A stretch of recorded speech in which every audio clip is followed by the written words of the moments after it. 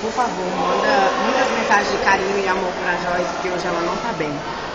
Eu fui dormir 5h30 conversando com o Matheus Henrique. Esse trem vai dar. Mas tá bom, né? Ela bateu na minha bunda. Cada. Gostaram do meu chapéu, né?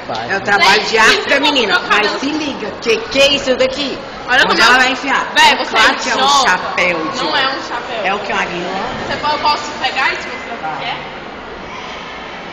Porque você tem um cabeção, eu também tenho um cabeção. Isso é um negócio de colocar aqui no pescoço. Mentira, qual é a pessoa que tem uma cabeça desse tamanho? A Bia tem um cabecinho. É deficiente mesmo, Gente, ela tá me batendo. Peraí, manda agora pro arroba Beatriz. Que é o Beatriz. Isso, Freire. Ah, desculpa, gente, mas Gente, o Paulo tá me chamando. Eu vou dar uma palavra. Posso deixa dar? eu lá entregar o trabalho da menina.